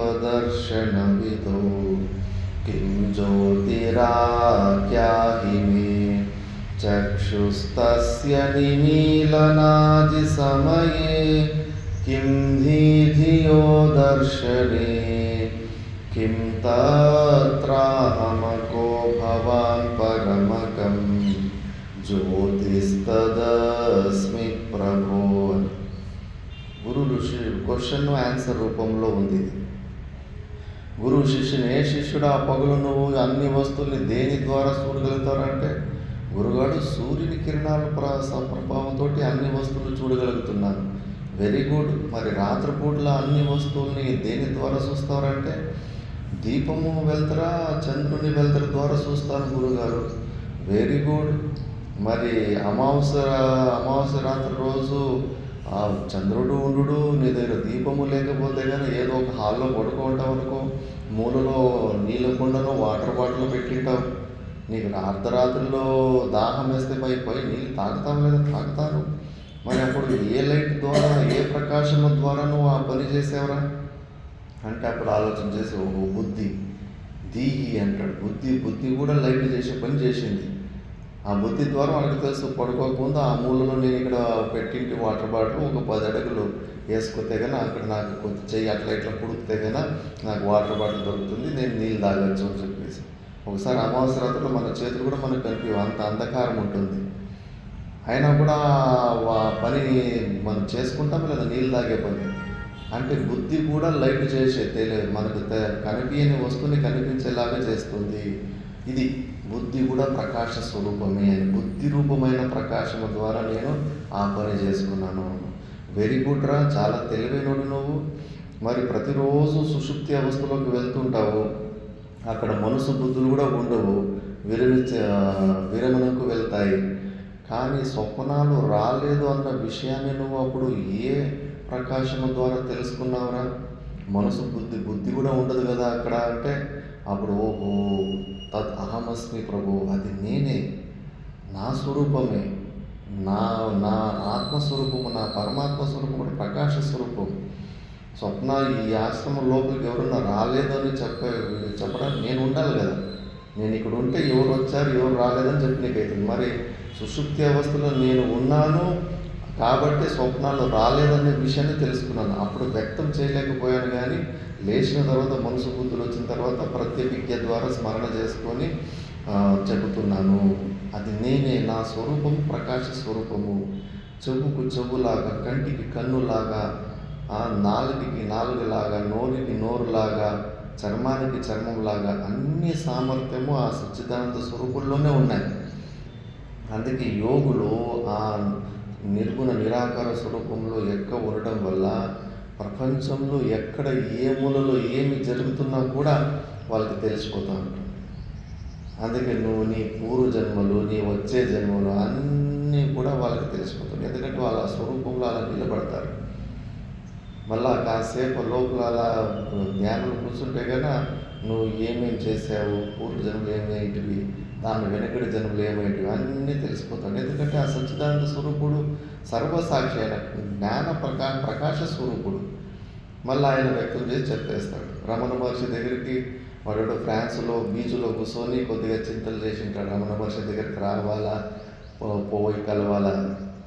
వచ్చిన వెంబడే అవును నువ్వు ఫ్రాన్స్ కదా, పలానా రోజు నువ్వు ఆ బీచ్లో కూర్చొని నన్ను కలవాలని ఆలోచన చేస్తుంటావు కదా సాయంత్రం 4 గంటలకి అంటే షాక్ అయిపోయాడు. ఎట్లా తెలుస్తుంది వాళ్ళకంతా? ఆ స్వరూపంలో అట్లా నిలబడతాడు. చోటా మహారాజ్ అనేట ఆయన అంతా తెలిసిపోయేది. మంచి ఆయన ఎదురుగా వచ్చిన మనిషి, వీడి బతికేంటి, వీడి పూర్వ జన్మలు ఏమైనా, వచ్చే జన్మలు ఏమవుతాడు అని చెప్పేసి మొత్తం ఆ స్వరూపంలో అంత సామర్థ్యం ఉంటుంది. అలాంటి స్వయం జ్యోతి మన స్వరూపము స్వయం జ్యోతి స్వరూపం. జ్యోతి అంటే ప్రకాశ స్వరూపం. మన స్వరూపమే వెళ్తురా. కళ్ళు మూసుకొని ఏదో ఎర్రటి జ్యోతిని చూసేది కాదు. ఆ జ్యోతిని చూసేటవాడు నువ్వు, ఆ జ్యోతి నువ్వు కాదు. ఆ అనుభూతులకి ఏదో దొరికేసింది, ఏదో పొందేసిన ఊరికే భ్రాంతుల్లో ఉంటారు. నీ స్వరూపం తెలుసు. నీ స్వరూపమే ప్రకాశ స్వరూపం, నీ స్వరూపమే జ్యోతి స్వరూపం. నీలోని జ్యోతిని దర్శించుకో, నీలో దోషించుకో. నీ స్వరూపము జ్యోతి ప్రకాశం అన్న విషయాన్ని తెలుసుకో, అదే నువ్వు అని. అశేష సాక్షి, సంపూర్ణ ప్రపంచంలో ప్రతి ఒక్క దానికి కూడా సాక్షి అది. దానికి తెలియని విషయం లేదు ప్రపంచంలో. సర్వజ్ఞాని ఆ శాస్త్రం అంటుంది. ఎవరిని సర్వజ్ఞుడు అంటే ఆ స్వరూపాన్ని తెలుసుకున్న వ్యక్తిని. సర్వజ్ఞుడై ఉంటాడు. సర్వం జ్ఞాయతి ఇది సర్వజ్ఞ. ఆయనకు తెలియని విషయం ఉండదు. అలాంటి అశేష సాక్షి స్వరూపములది. విజ్ఞాన కోశే విలసత్య సత్యం. ఈ విజ్ఞాన కోశంలో పరిచ్ఛిన్న భావంలో ఉన్నప్పుడు కొద్దిగా అహం అహం అహం అని కొద్దిగా పరిచ్ఛిన్న భావంలో కొద్దిగా తెలుస్తూ ఉంటుంది. లక్ష్యం విధాయై ఏనం అసద్విలక్షణం. అలాంటి లక్ష్యంలో నిలబడు నువ్వు. ఇది అసత్ వస్తువులకి విలక్షణంగా ఉంటుంది. అసత్ వస్తువు అంటే ఆత్మకు భిన్నంగా ఉండేది. త్రికాలంలో 3 కాలాల్లో కంటిన్యూస్గా ఏదైతే ఉంటుందో అదంతా అసత్తే. ఏదన్నా ఒక వస్తువు పేరు చెప్పండి కంటిన్యూస్గా ఉండేది. పెద్ద వస్తువు ఏదన్నా ఉంటే చెప్పండి ఎన్ని సంవత్సరాలు ఎక్కువగా ఉంటుందో. చాలా పొడుగుగా ఉండే వస్తువు మనిషి అంటే 100 సంవత్సరాలు. హిమాలయ కొండలు ఎన్ని సంవత్సరాలు ఉంటాయి? ఎన్ని సంవత్సరాలు? చాలా ఎక్కువ రోజులు ఉన్న వస్తువు ప్రపంచంలో ఎన్ని రోజులు ఉంటాయి? నారాయణ చైతన్యం సూర్య చంద్రులు ఉన్నంతసేపు అంటే కల్పాంతం వరకు. అబద్ధం. 16-18 గంటల కన్నా ఏ వస్తువు కూడా ఎక్కువసేపు ఉండడం లేదు. మేలుకున్నంతసేపు ఆ వస్తువు కనిపిస్తుంది. స్వప్నంలో ఎక్కడ కనిపిస్తుంది నీకు? 16 గంటల కన్నా 18 గంటల కన్నా ఏ వస్తువు కూడా లైఫ్ స్పాన్ లేదు. త్రికాల అబాధ్యత్వం సత్యత్వం. 3 కాలాల్లో కంటిన్యూస్గా ఉన్నదానే సత్యమైన వస్తువు అంటారు. ఇది జాగ్రత్త అవస్థ నుంచి స్వప్నావస్థలోనే ఉండడం లేదు. ఇవన్నీ హిమాలయ కొండను లేదు, ఏమీ లేదు. ఇక్కడికే కథం అయిపోతా ఉంది. అందుకే ఇవన్నీ కూడా అసత్ వస్తువులు. ఏదన్నా సత్ వస్తువు ఉంటే కానీ అది ఎప్పటికీ కంటిన్యూస్గా ఉండాలి. స్వప్నంలో పోయినా జాగ్రత్త అవస్థ పోయినా అన్ని అవస్థలు ఏ అవస్థలకు పోయినా కూడా అది కంటిన్యూస్గా ఉండాలి. నువ్వు జాగ్రత్త అవస్థలు ఎంత చూసినా నువ్వు స్వప్నంలో పోతే అక్కడ వేరే ప్రపంచం. స్వప్నంలోనే దాని ప్రతీతి లేకుండా పోతా ఉంది. కాబట్టి అవన్నీ అలాంటి అసత్తు వస్తువులు. ఇది విలక్షణము. ఇంకా ముందు శ్లోకంలో వస్తుంది. ఆ మాట జీర్ణం చేసుకోవడానికి ధైర్యం ఉండాలి. అది బ్రహ్మ నుంచి బట్టి చీమ వరకు బ్రహ్మాద్యాహ స్తంభపర్యంతాహ మృషా మాత్ర ఉపాదయ అని నువ్వు ఊహించుకున్న విష్ణు శరీరం కానీ, శివుడి శరీరం కానీ, బ్రహ్మదేవుడు కానీ, అక్కడి నుంచి బట్టి చీమ శరీరం వరకు అన్ని ఉపాధులు, అన్ని శరీరాలు మిథ్యానే అని. ఇంకా సగుణ సాకార ఉపాసన చేసే వాళ్ళకి మండు కాలుతుంది అక్కడ. అయ్యో నేను ఉపాసన చేస్తున్నా అది లేనే లేదంటారంటే ఇదే వాస్తవము. తతః పూర్ణం స్వమాత్మానం పశ్యేదేకాత్మనా స్థితం అని చెప్పేసి సంపూర్ణంగా మిథ్యానే. దృశ్యత్వాత్ మిథ్య. దృశ్యమైన వస్తువు. మనకు సామర్థ్యం లేక భగవంతుని పరిచిన లిమిటెడ్ రూపంలో తెలుసుకున్నాం. కానీ ఆయనను ఒక శరీరానికి సీమితం చేసి, ఒక జాగాకి సీమితం చేసి ఆయనకి ఇంకా అపమానమే చేస్తున్నాం. కానీ అది గొప్పేం కాదు. కలెక్టర్ని నువ్వు ప్యూను, నువ్వు గాసగాడివి, నువ్వు కూలివాడివి అంటే వాడికి అది స్థుతి కాదు, వాడికి అవమానం. అది సర్వవ్యాపకమైన పరమాత్మని ఒక వైకుంఠవాసి అనడము, కైలాసవాసి అనడము, 6 ఫీట్ల శరీరంతో ఊహించుకోవడము అది ఆయనకు కీర్తి కాదు, అది అపకీర్తి. అది పరమాత్మను నువ్వు సర్వవ్యాపకంగా చాలా పెద్దగా ఉన్న యథార్థంగా తెలుసుకోవాలి. అందుకే అన్ని రూపాలు కూడా పరిచిన రూపాలు, లిమిటెడ్ రూపంలో నువ్వు తెలుసుకుంటున్నావు. కాబట్టి అలా అసత్ విలక్షణం మన స్వరూపము. ఆ అసత్ కోటిలో ఆ సగుణ సాకార రూపాలు కూడా వచ్చేస్తాయి. మళ్ళా అది పెద్ద రామకృష్ణ పరమహంసలకే కష్టమైంది. ఎందుకంటే ఆయన దేవి ఉపాసన చేసి చేసి దేవిని ప్రత్యక్షం చేసుకున్నాడు. మనము ఎట్లా మాట్లాడుకుంటాం అట్లా దేవితోటి మాట్లాడుకుంటూ ఉంటాడు. లోకంలో ఎన్నో పనులు జరిగిపోతుంటాయి. ఆయన దగ్గరికి కష్టాలతోటి వచ్చిన వాళ్ళకు, పిల్లలు లేని వాళ్ళకి పిల్లలు, డబ్బులు లేని వాళ్ళకి డబ్బులు, అన్ని సిద్ధులు, అన్ని వరాలు అన్నీ చేస్తూ ఉంటాడు. అందుకే ఆయనకు ఎక్కువ భక్తులు ఇది ఉంటారు. అన్ని పనులు జరుగుతున్నప్పటికీ కూడా ఆయనకు ఆ పరమానందం కలగలేదు. అందుకే వాళ్ళు తోతాపూరి గురువు అక్కడ చూసి ఈయన రెడీగా ఉన్నాడు, అంతఃకరణం చాలా శుద్ధంగా ఉంది అని చెప్పేసి ధ్యానంలో కూర్చొని నువ్వు అసలు దేని గురించి కూడా ఆలోచించకుండా అవిచారంగా నీ స్వరూపాన్నిలోనే ఉండాలంటే కన్నా కళ్ళు మూసుకుంటే లేదు నాకు దేవి కనిపిస్తుంది అంటాడు. ఆ దేవి కూడా కనిపించకూడదంటే ఎట్లా కనిపించకూడదంటే నేనేం చేయలేదు. నేను ఆ ఉపాసకుని భక్తి చేసి నా కళ్ళు మూసుకుంటే దేవినే కనిపిస్తుంది అని. ఓపెన్ చేయి, దేవి కనిపిస్తుంది, దేవిని కత్తిరించే అంటాడు. నేను ఉపాసన చేసి ఇది చేసిన నా దేవిని నన్ను కత్తిరించమంటాను, ఫస్ట్ కోపం అయిపోతాడు. మళ్ళీ లేదు, గురుగారు ఏదో చెప్పమంటే అర్థం ఉందని చెప్పేసి, సరే నీ మాట నేను నమ్ముతాను అనుకోండి. ఎవరన్నా కానీ భావన రూపంలో అయినా ఎవరన్నా భక్తుడు తన ఇష్టదైవాన్ని కత్తి తీసుకొని నరుకుతాడా అని, ఓహో నీకు ఇది సమస్య కదా అని చెప్పేసి నువ్వు ఫస్ట్ కూర్చో, కళ్ళు మూసుకొని దేవి వచ్చినప్పుడు నేను అడుగుతాను, దేవి కనిపిస్తుందా అంటేటప్పుడు అవును అను. ఫస్ట్ నేను నీ గొంతు కోసేస్తాను. అప్పుడు నువ్వు లేవు కదా, ఇంకెవరో కదా, చేతిలో కత్తి పట్టుకుని రెడీగా ఉన్నావు, ఫస్ట్ నీ గొంతు కోసేది నువ్వు కాదు కదా, అప్పుడు ఆ చేతితోనే అట్లా కత్తిరించేసింది అని. అంటే ఒక ట్రిక్ చేశాడు ఆయన. కళ్ళు మూసుకున్నాను, దేవి కనిపించిందా, కనిపించింది, చూడు నీ గొంతు కోస్తానని చెప్పేసి గోరుతోటి గొంతు కోసినట్టుగా ఒక అనుభూతిని చేపిస్తాడు. అప్పుడు ఇంక తను లేడు, అహంకారం లేదు, అహం లేదు. మళ్ళీ నా దేవి అన్నాను, ఆ దేవిని ఆ కత్తి తీసుకొని కత్తిరించేశాడు. మమభావం లేదు, అహంభావం పోయింది, మమభావం పోయింది. మొదటిసారి జీవితంలో నిర్వికల్ప సమాధి స్థితికి వెళ్ళాడు. ఏదో ఒక రోజు ఎంత పవిత్రమైనప్పటికీ కూడా సగుణ సాకార రూపాలను కూడా వదిలిపెట్టేయాలి. ఎందుకంటే మన స్వరూపము అసత్ విలక్షణమే. ఇవన్నీ మనం ఆరోపితమే, ఊహించుకున్నవే, బుద్ధితంత్రము. ఎన్టీ రామారావు లాగా మీరు విష్ణువు చూసుకుంటారు. ఉత్తర భారతంలో అక్కడ మహాభారత సీరియల్లో కృష్ణుని యాక్టింగ్ కూడా చేశాడు.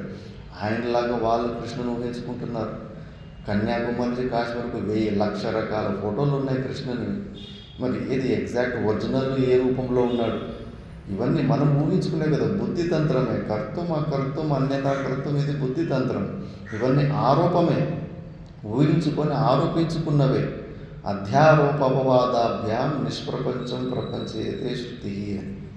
కానీ పరమాత్ముడు వస్తుతంత్రం. ఆయన ఎట్లున్నాడు? నిర్గుణ నిరాకార స్వరూపం, సర్వవ్యాపకుడు, పుట్టుక సావు లేనివాడు. నువ్వు ఊహించుకున్న పరమాత్ముడికి డేట్ ఆఫ్ బర్త్ ఉంది, కల్పాంతంలో ఎక్స్పైరీ డేట్ ఉంది. మరి నిత్య స్వరూపుడని శాస్త్రం అంటా ఉంది. కృష్ణ పరమాత్మ శరీరము పుట్టి మళ్ళా శరీరం అంత్య సమయంలో మనలాగానే వదిలిపెట్టలేదా? 8 రోజులు అనాథ శవంగా పడి ఉంది కృష్ణ పరమాత్మ శరీరం. మరి నిత్యమని శాస్త్రం అంటా ఉంది. మరి ఏది ఆ శరీరము నిత్యమా? ఏది నిత్యం? మరి లోపలున్న నిర్గుణ నిరాకార స్వరూపం అదే నిత్యమైనది, అసలైన పరమాత్మ స్వరూపం. మిగతా ఎలాంటి గొప్ప శరీరాలు అయినప్పటికీ కూడా అవన్నీ కూడా మిథ్యానే. అందుకే ఏ ఒక అసత్తు వస్తువులో కూడా మనకి మహత్వ బుద్ధి ఉండకూడదు. మళ్ళీ అక్కడ ఇరుక్కుపోతూ ఉంటాము. ఏది ఉదరమపి అంతరమస్తి చేతస్య భయం భవతి. నీకన్నా భిన్నంగా ఇంకోటి ఏదో ఉంది అని అనుకున్నావు, కొద్దిగా అనుకుంటే కూడా నీకు భయం వచ్చేస్తుంది, ఉత్పన్నమైపోతుంది. నువ్వే ఉన్నావు, ఆ సచ్చిదానంద స్వరూపుడు నీ స్వరూపమే అయింది.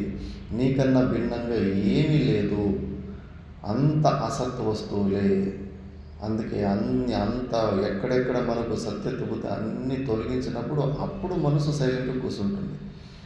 మనకు చాలా ఇది ద్వైత దుర్వాసనయాం తొలగించుకో అంటుంది వివేక చూడమని శాస్త్రం. ఈ ద్వైత భావన దుర్వాసన అని ఎప్పుడు అలవాటు. మనకు భిన్నంగా పరమాత్మను చూసుకునే ప్రయత్నాలే కానీ మనమే ఆ స్వరూపమై ఉన్న భావనలు ఎప్పుడు ప్రాక్టీస్ చేయలేము. అనాది కాలం నుంచి మనకు భిన్నంగా చూసుకునే అలవాటు ఉంది కాబట్టి అంత సులభంగా ఇప్పుడు దాన్ని తొలగించుకోవడం అంటే చాలా కష్టం ఉంటుంది. అందుకే విపరీతమైన శ్రవణ మన నిధిధ్యాసాలు మళ్ళీ చేసుకుంటా ఉంటే అవన్నీ అసత్ వస్తువులు, భావాలన్నీ పోతాయి, మహత్వ బుద్ధి వెళ్ళిపోతూ ఉంటుంది. దాని తర్వాత నీ స్వరూపంలో నువ్వు నిలబడతావు. అసత్తుకు విలక్షణంగా ఉంది, ఎక్కడ మహత్వ బుద్ధి ఉండకూడదు. ఏదన్నా ఒక యోగి కొన్ని మహిమలు చూపించేసినట్టు ఈ పని పోయిడ్చి వాడి దగ్గర గులాంగిరి చేసేస్తాను. నీకన్నా బలంగా కొద్దిగా సిద్ధులున్న వ్యక్తి కనిపించేస్తే అక్కడ నువ్వు తల వచ్చేస్తున్నావు. శాస్త్రం చెబుతా ఉంది, ఎంత ఏ మహత్వమైనా కూడా ఆ యోగి ఆత్మవు నువ్వే అయి ఉన్నావు. నీ ఒక అధిష్టానంలోనే వాడంత పవర్ఫుల్గా గొప్పగా కనిపిస్తున్నాడు. స్వప్నంలో చూడలేదా? స్వప్నంలో మనం సృష్టించిన సింహం మనకన్నా బలవంతంగా కనిపించలేదా? ఆ సింహాన్ని చూసి మనం భయపడలేదా? స్వప్నంలో మనకన్నా గొప్ప రాజులు, గొప్ప బ్యాంకు మేనేజర్లు సృష్టి చేసుకుని వాళ్ళ దగ్గర సార్ అని పోలేదా? మనకన్నా గొప్పవాళ్ళు, మనకన్నా శక్తివంతులు కూడా మనమే సృష్టించాలి. ఈ ప్రపంచంలో కూడా ఎవడన్నా యోగి, అనిమ, గరిమాది, సిద్ధులు అవి పుడింగి అంటే కానీ ఆ పుడింగిని కూడా మనమే సృష్టించాలి. మన ఆత్మస్వరూపమే అయినాడు. వాడి దగ్గర మళ్ళీ తలెంత పొంచుతావు. నువ్వు సచ్చిదానంద స్వరూపమే అయి ఉండవు. ఈ జ్ఞానం లేకుండా ఎక్కడ పోతే అక్కడ గులాంగిరి స్వీకారం చేసేస్తావు. కొద్దిగా నీకన్నా పవర్లు, తాకత్తు, కెపాసిటీ చూపించేస్తే అక్కడ సరెండర్ అయిపోవడం. ఈ చెడు అలవాటు ఉంటుంది. ఈ జ్ఞాననిష్ఠులు ఉన్నోళ్ళు ఇలాంటి మహిమలకు అస్సలు తల వంచరు. ఎంత పవర్ఫుల్! బ్రహ్మ, విష్ణు, మహేశ్వరులు నడుచుకుంటూ పోతుంటే కూడా వాళ్ళు పలకరించాలనే కోరిక కూడా పుట్టదు ఈ యోగికి, తన స్వరూపాన్ని తెలుసుకునే యోగికి. ఎందుకంటే తనకైనా భిన్నంగా లేదు కదా మిథ్య. ఎంత పెద్ద స్వరూపమైన ఏమైనా కూడా అది మిథ్యానే అని చెప్పేసి ఆ మట్టుకు నువ్వు నిధిధ్యాసనాలు ఇవన్నీ చేసుకోవాలి. కొద్దిగా కూడా నీకన్నా భిన్నంగా వేరే చోట ఎక్కడన్నా కొద్దిగా ఇంపార్టెన్స్ బుద్ధి, మహంత బుద్ధి ఉందంటే పోయే కేలక మళ్ళా రెడ్డొచ్చే మొదలెట్టాని మళ్ళా అంత శరీర భావన అన్నీ వచ్చేస్తుంటాయి. విచారణలో అంత పెద్దగా సూక్ష్మంగా విచారణ చేస్తూ ఉండాలి. ఇలాంటి భావనల వల్లనే జగత్ సత్యత బుద్ధి వల్లనే ఇరుక్కుంటా ఉన్నాం. ఏమీ లేదు, అన్నీ కూడా నీ ఒక అధిష్టానంలోనే భ్రాంతి రూపంలో కనిపిస్తూ ఉన్నాయి. అన్ని మనసు కపోల కల్పనాలే. ఇప్పుడు వరకు అందుకే ఏ ఇష్ట దైవం అయినప్పటికీ కూడా ఇప్పుడు ఎవరో అంత నిజమైన భక్తులు ఉన్నారు కదా, టీవీ షోలో ఒకసారి పిలిపించి కుసిని పెట్టి మాట్లాడిపోయచ్చు కదా. ఏ సగుణ సాకార రూపాలను ఇష్టదైవాన్ని అంత నువ్వు ఊహించుకుంటున్నావు. చాలామందికి అశ్రద్ధ కలుగుతూ ఉంది. రండి మీరు ఒకసారి ప్రత్యక్షమై టీవీ షోలో అందరికీ చూపించండి, మాట్లాడండి అవును అని చెప్పేసి చేయగలుగుతున్నారా? ఎందుకంటే ఎవడు ఆ స్వరూపాన్ని చూసుకుంటున్నాడు వాడు ఓన్ మైండ్ ప్రొజెక్షన్ అది. వాడికి మాత్రమే అలా కనిపిస్తూ ఉంటుంది, మిగతా వాళ్ళకి కనిపించదు. భూత ప్రేతాలు చూసేటోళ్ళు కూడా అంతే, పక్కలోనే ఉంటారు. అదో అక్కడ ఉంది భూతం అంటుంటారు, మనకి కనిపించదు, వాడికి కనిపిస్తూ ఉంటుంది. ఎందుకంటే వాడి మనసు ఒక ప్రొజెక్షన్, వాడి మనసుతోటి ఆరోపించుకున్నది మనం. దీని నుంచి బయటికి రావాలంటే ద్వైత దుర్వాసన అంటారు, చాలా సమయం పడుతుంది. పరమాత్మని యథార్థంగా తెలుసుకోవాలి. పరిచిన్న రూపాలు అన్నీ కూడా నీకు భిన్నంగా తెలుసుకుంటే నీకు దుఃఖం ఎట్లా తొలగిపోతుంది? అవే సమస్యలు కదా ప్రపంచంలో ఉన్న. నేను ఈ శరీరం అనే భావంలోనే ఉంటావు. నీకన్నా భిన్నంగా ఏదన్నా భగవంతుని దర్శనం చేసుకున్నావంటే కన్నా నేను ఈ శరీరము నాకన్నా భిన్నంగా పరమాత్మైన భావంలోనే ఉంటావు. నీ దుఃఖాలు ఎట్లా తొలగిపోతాయి? ఈ శరీరంలో ఉన్న కరెంటు తీగను పట్టుకున్నట్టు ఈ శరీరాన్ని అలాగే పట్టుకోన్నావు, జీవభావంలో ఉండవు. నువ్వు నీకు ఆత్యంతిక దుఃఖ నివృత్తి ఎలా అయిపోతుంది? నీకు భిన్నంగా చూసుకున్నప్పుడు, నీ స్వరూపంగా చూసుకున్నప్పుడే నీకు ఆత్యంతిక దుఃఖ నివృత్తి కలుగుతుంది. నువ్వు భిన్నంగా ఇప్పుడు మైకును కూడా చూసుకుంటున్నాం కదా, మైకును చూసుకున్న వల్ల నాకేమన్నా దుఃఖ నివృత్తి కలిగిందా? ఇప్పుడు పరమాత్ముడు చెన్నారెడ్డి రూపంలో వచ్చి కనిపించే సామర్థ్యం ఉందా లేదా? మరి చెన్నారెడ్డిని నాకు భిన్నంగా చూసుకుంటున్నాను, నాకేమన్నా దుఃఖ నివృత్తి కలిగిందా? అది పరమాత్ముని అంశ కాదా? నీలాగా కూడా నీ శరీరంలో కూడా పరమాత్ముడి కదా కనిపిస్తుంది. నాకన్నా భిన్నంగా ఇప్పుడు నిన్ను తెలుసుకున్నాను. రేపు పరమాత్ముడు కూడా నీలాంటి శరీరం తీసుకొచ్చి నాకు ఇట్లా కనిపిస్తే కన్నా నిన్ను రోజు చూసి నాకేమి దుఃఖ నివృత్తి ఎలా కలగలేదో ఆయన చూస్తే కూడా నాకు దుఃఖ నివృత్తి కలగదు. అందుకే భిన్నంగా చూసే అలవాటు కాదు, నీలోనే నీ స్వరూపంగానే అభేద దృష్టి, అభేద దర్శనము ద్వారా చూసుకునే అలవాటు చేసుకోవాలి. భ్రాంతిలో ఎమోషనల్లో ఇరుక్కుపోతే ఏమి తెలియదు. ఎప్పుడు బయట మనకు భిన్నంగానే చూసేది ఇది. మళ్ళీ ఎప్పుడు అజ్ఞానం ద్వారా నేను తక్కువ పవర్ఫుల్ వ్యక్తిని, చాలా చిన్న వ్యక్తిని, శక్తి లేని వాడిని అని అనుకోవడము, శక్తులు పెంచుకోవాలని, తాకత్తుగా పెరగాలని, సిద్ధులు తెచ్చుకొని చాలా పవర్ఫుల్ వ్యక్తి కావాలని ప్రయత్నాలు. నువ్వు సంపూర్ణంగా అన్నిటికీ ఆధారభూతంగా నువ్వే ఉన్నావు. మోస్ట్ పవర్ఫుల్ వ్యక్తివి నువ్వే. సచ్చిదానంద స్వరూపు నువ్వు సాక్షిలో నిలబడు. నీ కాళ్ళ దగ్గర అంత మొత్తం వచ్చి అంత పడిపోతుంటాయి. అలాంటి నువ్వు పరిపూర్ణమైన స్వరూపి, సర్వశక్తిమంతుడివి నువ్వు. ప్రతి దానికి అధిష్టానభూతుడు నువ్వే అయి ఉంటావు. నీ ఫస్ట్ ఆ నిర్ణయాన్ని స్పష్టంగా తెలుసుకున్న తర్వాత ఆ ప్రయత్నాలు ఆపేసుకుంటే కన్నా అప్పుడు నీలో స్వరూపం నిలబడతావు. లేదంటే కన్నా నా దగ్గర లేదు, నా దగ్గర శక్తి లేదు, శక్తి కోసం ప్రయత్నం చేయి. నా దగ్గర ఆనందం లేదు, ఆనందం కోసం ప్రయత్నం చేయి. మరి శాస్త్రమే మనకేమన్నా అబద్ధం చెబుతుందా? నువ్వు సచ్చిదానంద స్వరూపుడివి, నువ్వు అమృతస్య పుత్ర, ఆనందరస, ఆనందగణ, సర్వశక్తిమంత, సర్వజ్ఞ అని చెప్తా ఉంది.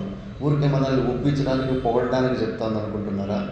యథార్థ స్వరూపం, ఆ స్వరూపంలో మనం నిలబడడం లేదు. మన దగ్గర ఏదైనా లేదనుకుంటే మాత్రం దాన్ని పొందడానికి ప్రయత్నాలు జరుగుతూ ఉంటాయి. ఇంకెక్కడ శాంతి ఉంటుంది? మొత్తం అంతా మళ్ళీ ద్రవిడ ప్రాణాయామం. కాబట్టి నువ్వు వెతుకుతున్న వస్తువులు ఆ కంప్లీట్ పవర్ఫుల్, మనకు సర్వశక్తిమంతులుగా కావాలని కోరిక కూడా. ఎందుకంటే మనం నిజంగానే సర్వశక్తిమంతులు, అది మన స్వభావం.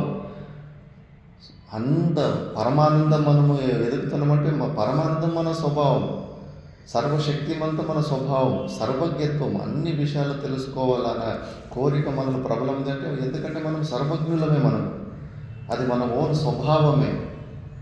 అదంతా మనం అయి ఉండి కూడా అవ్వలేదు అని భ్రాంతిలో ఉంటాం. ఈ జీవభావాన్ని వదిలిపెడితే అది తానంతగా బయటకు వస్తుంది.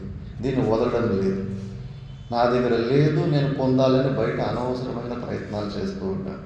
కాబట్టి అసద్ విలక్షణము అఖండ వృత్తి ఆత్మతయ అనుభావయ.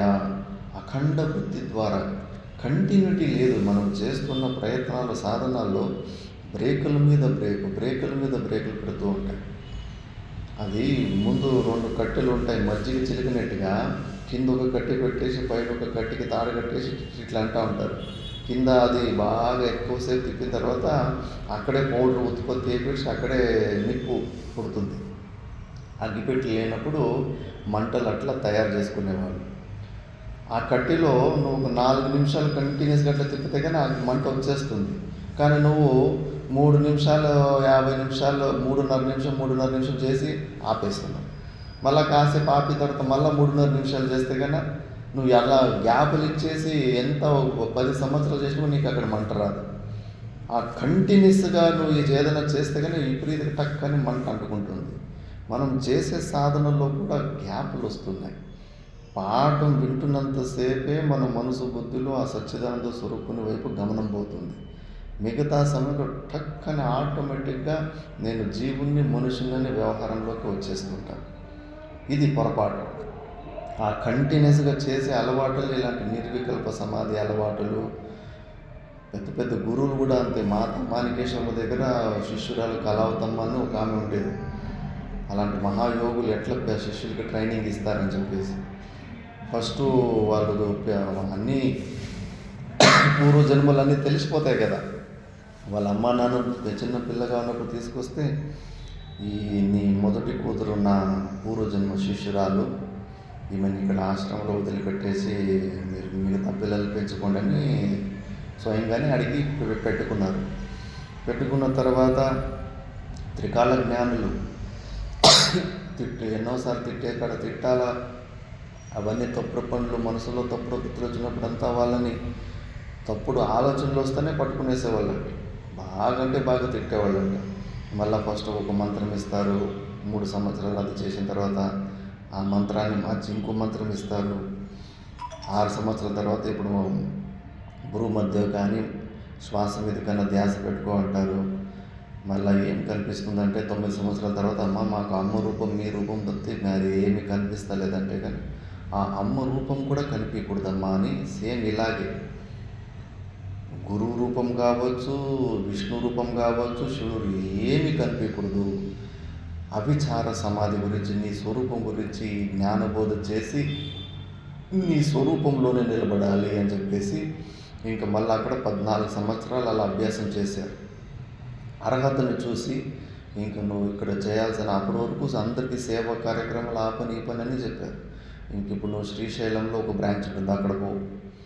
నీకు ఏ సేవ లేదు, నువ్వు బతికినన్ని రోజులు మౌనాన్ని పాటించు, నీకు 2 పూట్ల భోజనము అక్కడ ఉన్న వాళ్ళు నీకు సహాయం చేస్తారు. చేతనైతే నీ అంత నీ ఇష్టం, నీకు మాత్రం ఏ సేవ లేదు, కొద్దిగా ముందు కొసు ఊడ్చుకుంటా ఉండు అంతే. దానికంటే మించి నువ్వు ఇంక ఎవరితోటి ఎక్కువ మాట్లాడకూడదు, మౌనాన్ని పాటించేసి నువ్వు నీ స్వరూపము గురించి ఇది చేసుకోవాలి. మళ్ళీ ఆ ఫెసిలిటీ మిగతా వాళ్ళకి లేదు. మిగతా వాళ్ళు పొండు ముసలైనప్పుడు కూడా వాళ్ళకి ఏదో ఒకటి సేవ ఉండే, కానీ ఆమెకు మాత్రం లేదు. అర్హతను చూసి ఏదో ఒక రోజు మనము అలా కుదురుగా కూర్చొని మనలోని అభ్యాసం మనం చేసుకోవాలి. అలా కుదురుగా కూర్చుంటే అఖండ వృత్తి, గ్యాప్ లేని వృత్తులు, కంటిన్యూస్ వృత్తులు రావాలంటే కన్నా తాపికి ఆ పని ఈ పని లేచి కూర్చుంటామంటే కానీ అఖండ వృత్తులు అలవాట్లు కావు. మినిమం 3 గంటల సేపు కదలకుండా కూర్చునే అలవాట్లు ఇప్పటి నుంచి అలవాటు చేసుకోవాలి. నీలో ఆ అర్హత వచ్చినప్పుడు, నీలో ఆ కెపాసిటీ వచ్చినప్పుడు ఆ పరమాత్ముడే నీకు అలాంటి వ్యవస్థను చేసిస్తాడు. అలా కాకుండా మనమే దాన్ని అటువైపు చేసుకోవాలనుకుంటే కానీ ఇబ్బందులు పడతారు. దానికి ఫస్ట్ అర్హతను పొందు. ఫస్ట్ నీకు ఇచ్చిన 45 నిమిషాలు, గంట సేపు, 2 గంటల సేపు మెల్లమెల్లగా నువ్వు ఉన్న రూమ్ని గుహలాగా చేసుకో. కాంటాక్ట్లు అవసరం, ఏమీ అవసరం లేదు. ఈ అఖండ కంటిన్యూస్ వృత్తిని అలవాటు చేసుకోవడానికి, అభ్యాసం చేసుకోవడానికి భగవంతుడు ఇచ్చిన ఒక గొప్ప అవకాశం. ఎంత ఎక్కువసేపు నువ్వు ఆ స్వరూపం గురించి కళ్ళు మూసుకొని గురు మంత్రం చెప్తున్నప్పుడు కూడా నేను ఆ సచ్చిదానంద స్వరూపం, లేదంటే కదా సోహం అని అనుకుంటాను. సోహం అన్నప్పుడంతా నీ మనసు బుద్ధులు నేను సాక్షి చైతన్యాన్ని అనే మాటను గుర్తుకు తెస్తూ ఉండాలి, రిమైండర్ లాగా ఉండాలి. అలా నువ్వు అఖండ వృత్య ఆత్మతయ అనుభావయ, ఆ అఖండ వృత్తిని కొన్ని రోజులు నువ్వు అలవాటు చేసుకుంటే కదా మనసుకు నువ్వు దేన్ని పట్టిస్తావో దాన్నే గట్టిగా పట్టేసుకుంటుంది. అప్పుడు ఒకరోజు ఆ వృత్తి కూడా పోయి నీ స్వరూపంలో నువ్వు నిలబడతావు అని ఇలా గురువు శిష్యునికి ఇక్కడ బోధ చేస్తున్నాడు. మిగతాది మనం నెక్స్ట్ క్లాస్లో చూద్దాం. ఓం పూర్ణమద పూర్ణమిదం పూర్ణాత్ పూర్ణముదచ్యతే పూర్ణస్య పూర్ణమాదాయ పూర్ణమేవావశిష్యతే.